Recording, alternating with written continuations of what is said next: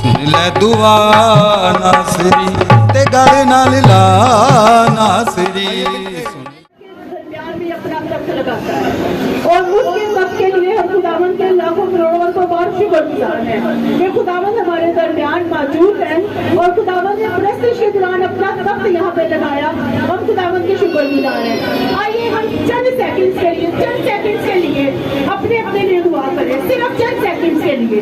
Hallelujah रस्सफीरा कतरा रस्सफीरा कतरा रस्सा और रशवली की तरह रस्सफीरा कतरा रस्सफीरा कतरा रस्सा और रफीला रखता हूँ रस्सफीरा कतरा रस्सी की तरह रस्सा। खुदावन हम तो कुछ नहीं है मेरे जिंदा खुदावन, आप जो अपने लोगों को खुदावन अपने पाक कलाम से नवाज देते मेरे खुदावन यीशु राजा। आपका कलाम जो हम सुनने को है मेरे खुदावन, खुदावन हम इससे जोर और ताकत पाए मेरे खुदावन। हमारी कमी कमजोरियां जाती रहे मेरे खुदावन, हम आपके नाम में बढ़ते जाए मेरे खुदावन यीशु जी। मेरे खुदावन मुझे अजीज की आवाज को सुनिए खुदावन और मुझे अपने से लाल करिए, इस्तेमाल कीजिए खुदावन। मैं घटूं और आप बढ़े मेरे खुदावन, आपका नाम इज्जत और जलाल पाए मेरे खुदावन और सब जाने आपके कलाम से शेर हो यीशु के नाम से आमीन। हालेलुया। आप लोग ना थोड़ा सा मेरे साथ साथ रहिएगा ताकि मुझे पता चले कि आप लोग जो है वो सुन रहे हैं, तो थोड़ा सा बस मेरे साथ साथ रहिएगा। हम लोग आज जो है ना चर्च, हर बंदा जो है वो अलग अलग मुश्किल प्रॉब्लम में फंसा हुआ है, कोई छोटी में, कोई बहुत बड़ी में और कोई नॉर्मल में। हर बंदा जो है वो अलग अलग मुसीबतों में परेशान है, प्रॉब्लम्स में फंसा हुआ है। कोई भी ये नहीं कह सकता कि मैं बिल्कुल ओके हूँ, भले वो कोई अमीर या कोई गरीब है, हर बंदा ही परेशान है। लेकिन खुदावंद अपने लोगों के लिए राह निकालता है। Hallelujah hallelujah. खुदावंद अपने लोगों के लिए राह बना देता है और जब खुदा अपने लोगों के लिए राह तैयार कर देता है तो आज हम इस चीज, और जब खुदा हमारे लिए काम करता है तो हम किस चीज पे ईमान रखते हैं? ईमान होता है ना, हमारा ईमान होता है कि खुदा ने हमारे लिए काम कर दिया है। तो सोचने वाली बात है, देखने वाली बात ये है कि ये ईमान है क्या? ये ईमान क्या है? ईमान अनदेखी चीजों का नाम है, जिन चीजों को हमने देखा भी नहीं होता और हम बोल देते हैं कि खुदावन तेरे नाम से ये हो जाए और वो काम हो जाता है। ये उसकी कुदरत है, ये उसका जलाल है और ये हमारा ईमान होता है। हमारे ईमान के मुताबिक हम पा लेते हैं। तो देखते हैं हम लोग कि बहुत सारे लोग मुसीबतों में, परेशानियों में फंसे हुए हैं, तरह तरह की मुश्किलात फंसे हुए हैं। खुदावन अपने लोगों को निकाल लेता है बेशक। अगर हम बाइबल मुकद्दस में से देखें तो बाइबल मुकद्दस में बहुत सारे लोग हमारी तरह वो भी इंसान थे, वो भी मुसीबतों में फंसे हुए थे, परेशानियों में, बीमारियों में उलझे हुए थे, लेकिन खुदावन अपने लोगों को बचा लेता है। और जब हम उनका ईमान देखते हैं तो उन हमारे ईमान के वसीले जो है वो हमारे बंद दरवाजे खुल जाते हैं। बड़े से बड़े, इतना मोटा ताला भी लगा हो ना, वो भी यीशु नाम की कुंजी ऐसी है कि वो भी खोल देती है। Hallelujah hallelujah. यीशु नाम ऐसा है जो तूफानों का रुख बदल देता है, जो बीमारियों को तर्क कर देता है, बड़ी से बड़ी प्रॉब्लम को खत्म कर देता है जड़ से। तो जब हम नजर करते हैं कलाम मुकद्दस पर, तो जब खुदा के लोगों पर खुदावन के नाम की किरण, उसकी रोशनी, सूरज की रोशनी जैसे डलती है, उसके नाम की रोशनी डलती है, तो बड़े बड़े मौजज़ात होना शुरू हो जाते हैं। Hallelujah hallelujah. तो फिर बड़े बड़े मौजज़ात होना शुरू हो जाते हैं और नामुमकिन काम क्या हो जाते हैं? मुमकिन होना शुरू हो जाते हैं। जो हम सोच भी नहीं सकते हैं वो काम होना शुरू हो जाते हैं। ये सिर्फ कुदरत मेरे यीशु नाम में पाई जाती है और यीशु नाम जो है वो सब नामों से आला है। वो नाम निजात देने वाला जिंदा आसमानी बाप हमारा, जो हमें ना चीजों को, हमारी गलती खुदा पे नजर नहीं करता, हम लाख गुनाहगार हो, लेकिन वो हमारे गुनाहों पर लगा नहीं करता। जब हम उसके चरणों पे आ जाते हैं तो हमारी गलती खताओं को माफ करता और हमें क्या करता है, उठा खड़ा कर देता है। ये मेरे जिंदा खुदावंद के पास ही कुदरत है, मैं ही हमारा नजात दहिंदा है। हालेलुया। आइए हम लोग बाइबल मुकद्दस कैसे देखते हैं कि वो लोग जो हमारी तरह थे, मुसीबतों परेशानियों में फंसे हुए थे, वो कैसे खुदा के पास आए, यीशु मसीह के पास आए और यीशु मसीह ने उनके लिए काम किया। आइए मेरे साथ निकालिए मत्ती 5:25 से लेके 34 तक।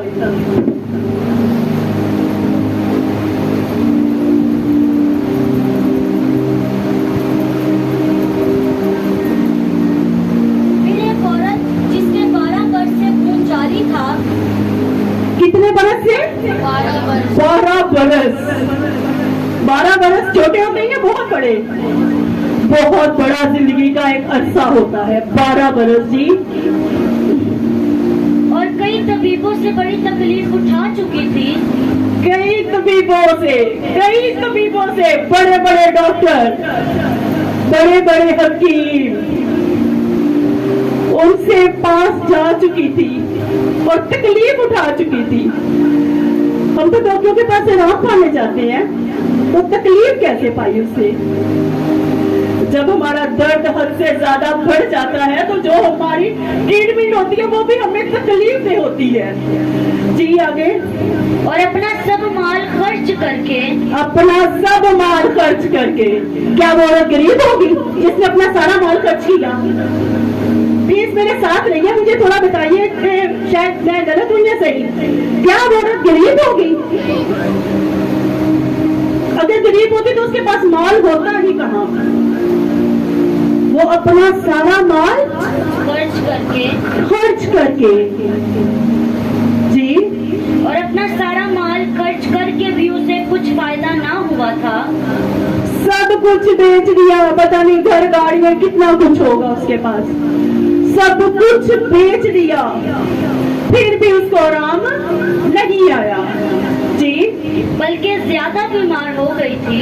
बल्कि और बीमार हो गई जी।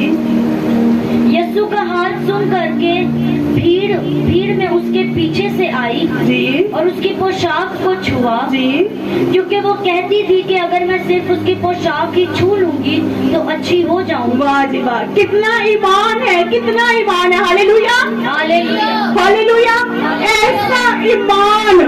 ऐसा ईमान हो तो हम निजात पा सकते हैं, हम शिफा पा सकते हैं, हम अपनी बीमारियों, मुसीबतों, मुश्किलों से निकल सकते हैं। ऐसा ईमान कि मैं छू ही लूंगी उसका पल्ला, उसका कपड़ा, उसकी पोशाक छू ही लूंगी तो मैं क्या पाऊंगी? शिफा पाऊंगी। आमीन जी। और फिर उसका खून बहना बंद हो गया जी। फिर यीशु नाम में कुदरत पाई जाती है तो उसकी पोशाक में भी वही कुदरत थी कि जो उसने पल्ला छुआ तो वो फिर उसने महसूस किया कि मैं ठीक हो चुकी हूँ। उधर यीशु का जलाल जाहिर हो चुका था। हालेलुया, यीशु के जलाल के लिए, क्योंकि हमारा खुदावंद जलाली है, वो सब कर सकता है, वो सब करने की कुदरत रखता है जी। और उसने अपने बदन में मालूम किया जी, उसने अपने बदन में महसूस किया कि मैंने इस बीमारी से शिफा पाई, जी। यीशु ने फिर अपने में मालूम करके कि मुझ में से कुव्वत निकली, उस भीड़ में पीछे मुड़कर कहा, किसने मेरी पोशाक छुई? जी। उसके शागिर्दों ने उससे कहा, तू देखता है कि भीड़ तुझ पर गिरी पड़ती है, फिर तू कहता है कि मुझे किसने छुआ? उसने चारों तरफ निगाह की ताकि जिसने ये काम किया था उसे देखे। वो औरत जो कुछ उससे हुआ था महसूस करके डरती और कांपती हुई आई और उसके आगे गिर पड़ी और सारा हाल सच सच उसे कह दिया। उसने उससे कहा, बेटी तेरे ईमान से तुझे शिफा मिली, सलामत जा और अपनी इस बीमारी से बची रह। आमीन। मेरे पास अल्फाज नहीं है। यीशु के अंदर से क्या निकली? कुव्वत निकली। क्यों? क्योंकि वो कुव्वत से भरा हुआ था। क्योंकि जब वो कुव्वत से भरा हुआ था तो उसके अंदर से कुव्वत निकली। क्योंकि उसको पता चला कि मेरे अंदर, जब उसने उसको छुआ, उसकी पोशाक को छुआ, तो उसको पता चला, उसने शिफा पाई, तो यीशु को पता चला कि मेरे अंदर से कुव्वत निकली है। और जब यीशु ने बोला कि मुझे किसी ने छुआ है, तो शागिर्दों ने क्या बोला? वो इतनी भीड़ है, कोई ना कोई लोग गिरे पड़ते हैं, साथ तेरे ऊपर लोग गिरे पड़ते हैं। लेकिन यीशु ने कहा उसका छूना अलग था, क्योंकि उसने कुव्वत हासिल की थी। उसने यीशु की कुव्वत हासिल की और वो पोशाक उसकी छूकर उसने सेहतयाबी और तंदुरुस्ती और शिफा पाई। और जब वो डरती हुई, सहमी हुई कि शायद मुझसे कोई काम गलत हो गया है, तो वो यीशु के सामने आई और यीशु ने उसको क्या बोला? जा, तेरे ईमान ने तुझे अच्छा किया, तेरे ईमान ने तुझे अच्छा किया। तो हमें अच्छा होने के लिए, हमें तंदुरुस्ती, सेहतयाबी, दुनिया की चीजें पाने के लिए क्या करना पड़ता है? ईमान रखना पड़ता है। जब हमारा ईमान पुख्ता हो तो हम लोग दुनिया की चीजें और ये बीमारियां जो हैं, इनको हम लोग इनसे शिफा पा सकते हैं। अच्छा जो है, अच्छा किया, ये एक यूनानी जुबान का लफ्ज है। यूनानी जुबान का ये लफ्ज है अच्छा किया, और इसका मतलब है निजात पाना, निजात देने वाला और निजात पाना। और जब हम निजात पा लेते हैं तो निजात हम किससे पाते हैं? यीशु नाम से। यीशु नाम के अलावा कोई ऐसी बस्ती नहीं है जिससे हम निजात पा सके।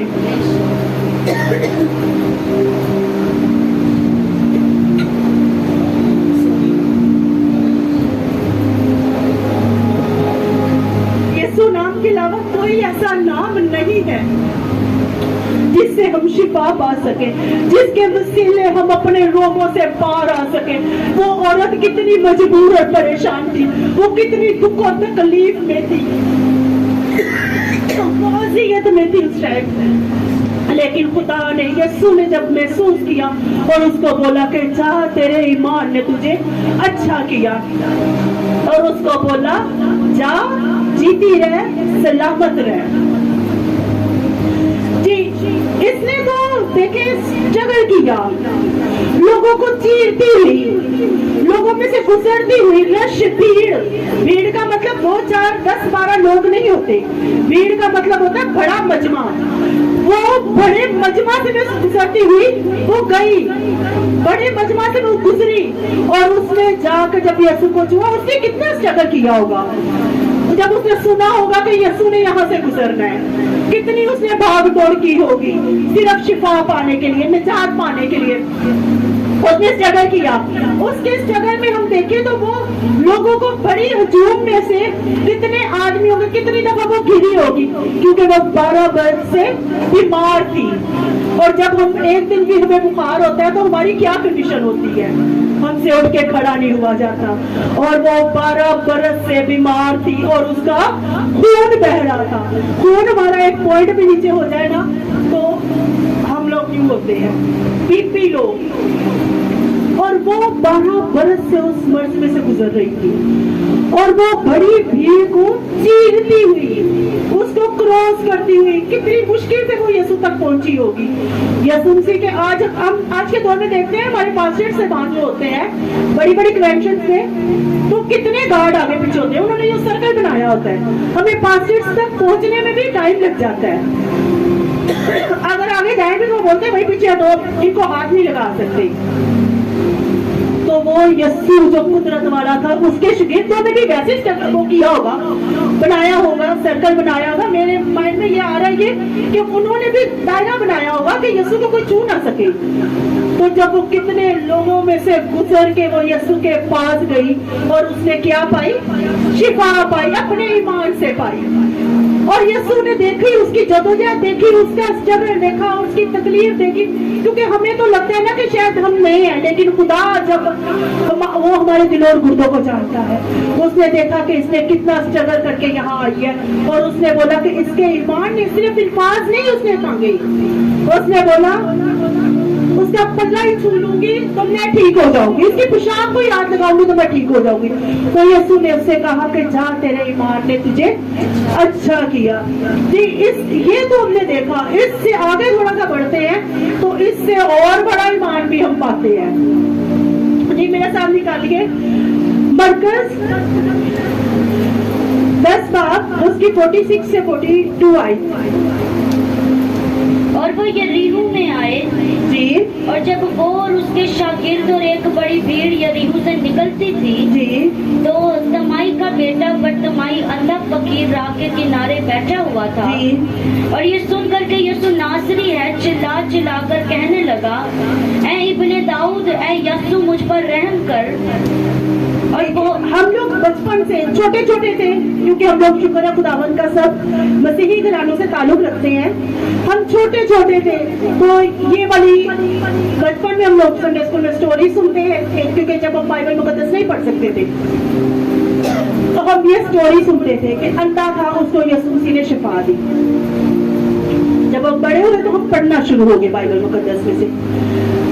वो बचपन का अंधा था, पैदाइशी अंधा था, और वो बैठा हुआ है राह के किनारे मांगने के लिए। जी, आगे। और बहुतों ने उसे डांटा कि चुप रहे। जब उसको पता चला कि यहाँ से कौन जा रहा है, यीशु नासरी जा रहा है, तो वो भी चिल्लाया। उसको भी पता चला कि ये मौजज़ात करता है, ये शिफा देता है, इससे मैं शिफा पा सकता हूँ। तो उसने क्या किया?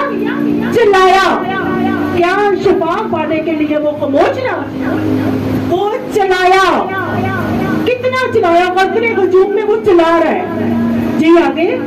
और ये सुनकर के यीशु नासरी है चिल्ला चिल्ला कर कहने लगा। सिर्फ चिल्लाया नहीं, चिल्ला चिल्ला कर, मतलब चीख चीख कर, चीख चीख कर उसने बोला, ऐ इब्ने दाऊद, ऐ यीशु मुझ पर रहम कर। ऐ इब्ने दाऊद, ऐ यीशु मुझ पर क्या कर?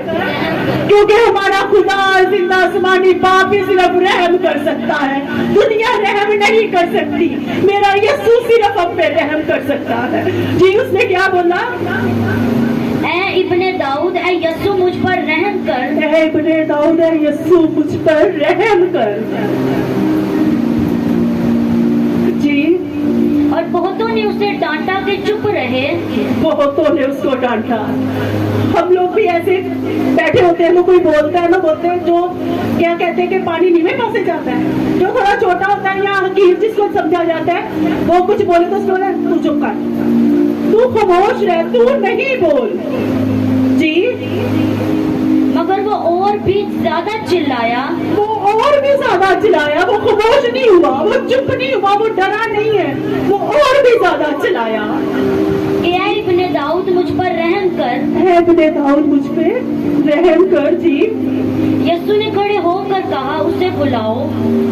जी। बस उन्होंने उस अंधे को ये कहकर बुलाया कि खातिर जमा रख, जी।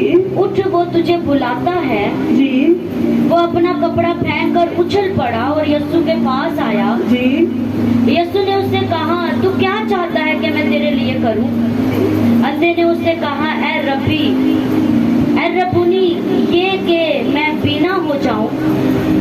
देखे, वो चिल्ला रहा है, वो चीख रहा है, और लोग उसको क्या कहते हैं? चुप हो जा, चुप हो जा, दबा रहे हैं।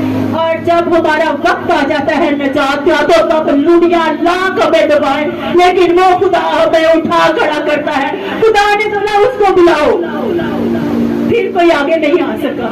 यीशु ने बोला उसको बुलाओ, और फिर जब वो आया तो यीशु ने क्या बोला? यीशु ने उससे कहा, तू क्या चाहता है कि मैं तेरे लिए करूं? ये उसकी मोहब्बत देखे, ये उसकी मोहब्बत है।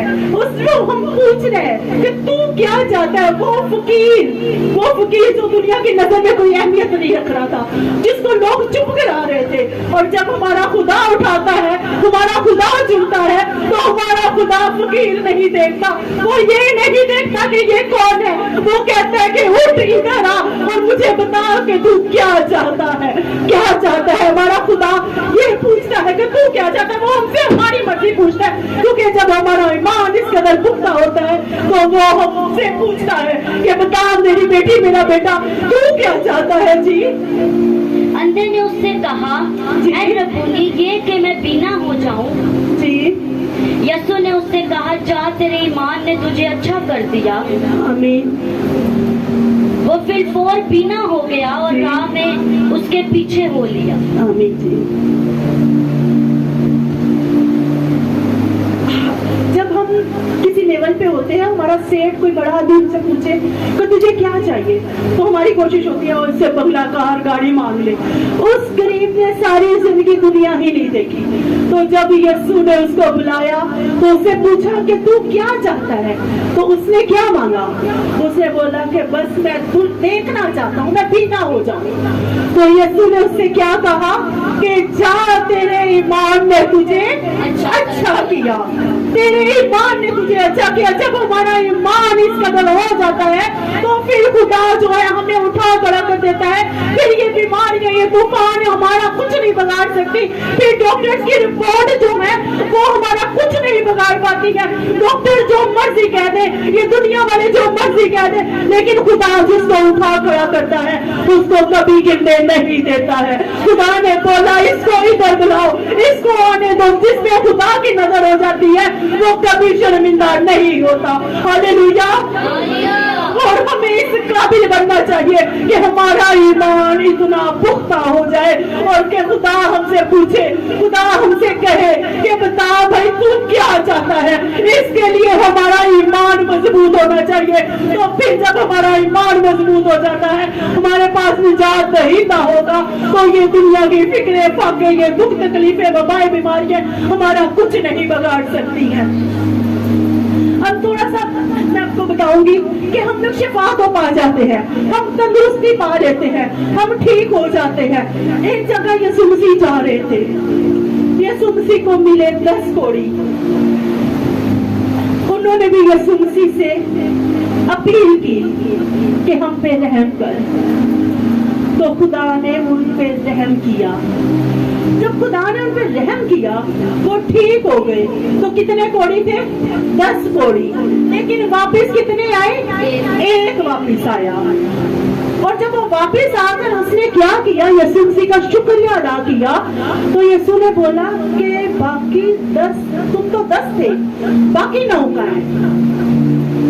क्योंकि देखें, जब हम शिफा, तंदुरुस्ती, सेहत याबी पाते हैं तो हमारी शुक्रगुजारी भी बढ़ती है। जब हम तो डॉक्टरों के पास जाते हैं, बड़ी बड़ी फीसिस देते हैं, लेकिन जब हम अपने खुदा के पास आते हैं तो हमारा खुदा तो कुछ नहीं लेता। वो तो ऐसा तबीब, ऐसा डॉक्टरों का डॉक्टर है, वो कुछ भी नहीं मांगता हमसे। वो सिर्फ हमारा दिल, हमारे सोच और हमारे लबों की कुर्बानी मांगता है। आमीन। तो जब हमें खुदा उठा खड़ा करता है तो हमें दुनिया की फिक्र नहीं। ये बीमारियां, ये तूफान, ये सैलाब, ये तूफान, ये कुछ भी नहीं कर सकते हैं, क्योंकि हमारे साथ हमारा जिंदा खुदा हम मौजूद है। आमीन जी। शिफा पाना बेशक एक बरकत है, शिफा बरकत है। जब खुदा किसी से खुश होता है, हम हॉस्पिटलों में जाते हैं तो लाखों लोग उधर पड़े होते हैं। और पिछले दिनों में हमारे हॉस्पिटल में जाना हुआ, बहुत हम परेशान हुए, हम खुद भी परेशान थे क्योंकि परेशानी के आलम में ही हॉस्पिटल जाया जाता है। लेकिन हम जो लोगों को देखकर हम और परेशान हुए और फिर बोला खुदावंदा तेरा लाखों बार शुक्र है कि तूने तो हमें बहुतों से बचा के रखा हुआ है, बहुतों सारे लोगों से हमें सेफ रखा हुआ है। तो ये खुदावंद का शुक्र है कि खुदा अपने लोगों के लिए जो है अपनी पनाह हमेशा अपने पाक फरिश्ता को हमारे कैमजन करता और हमारी दुखों तकलीफों वबाओं बीमारियों से हमें बचाता और हमें उठा खड़ा करता, हमें कभी गिरने नहीं देता। मेरे बहनों भाइयों, हमारे अजीजों कभी वो हमें गिरने नहीं देता है। आइए हम सब अपनी आंखों को बंद करें और खुदावंद का शुक्र करें कि उसने हमें अपने कीमती लहू से खरीद लिया हुआ है। उसने हमें अपने लहू से खरीद कर हमें बेशकीमती बना दिया, हमें कीमती बना दिया उसने, ताकि हम जो है हम पे उसके लहू की मोहर हुई हुई है। हम कभी किसी मुश्किल में फंस नहीं सकते हैं, लाख मुश्किलें आए, लाख तकलीफें आए, लेकिन वो अपने लोगों को उठा निकालता है। वो 12 साल की उसने बीमारी को खत्म कर दिया, उसने पैदाइशी अंधे को ठीक कर दिया, उसने कोढ़ियों को ठीक किया, उसने लाखों बीमारों को ठीक किया, उसने मुर्दों को जिंदा कर दिया, क्योंकि वो हमारा खुदा सब करने पे कादरे मुद्रिक है, वो सब कुछ कर सकता है। खुदावन का शुक्र करते हैं कि उसने हमें अपने खून से धो डाला और हमारे दुखों तकलीफों को खत्म कर दिया। हम उसका शुक्र करते हैं। और रस्सा फिर रस्सी की ताला रस्सा, हम तो बेशक गुनाहगार है, बातों बातों पे गलती खताएं कर जाते हैं, वो हमारी गलती खताओं पे नजर नहीं करता, वो हम पर रहम करता है। जब हम रहम की अपील करते हैं, उससे रहम मांगते हैं, तो वो हम पर रहम कर देता है और हमें अपने पाप लहू से धो डालता है और अपना जोर और कुव्वत अता कर देता है। तो उसका शुक्र करते हैं उस जोर और कुव्वत के लिए। और इस सफीर पता रस्सा और हम पे हमेशा अपनी पनाह बनाए रखता है। करूं मैं सजदे करूं, सजदे करूं मैं सजदे करूं,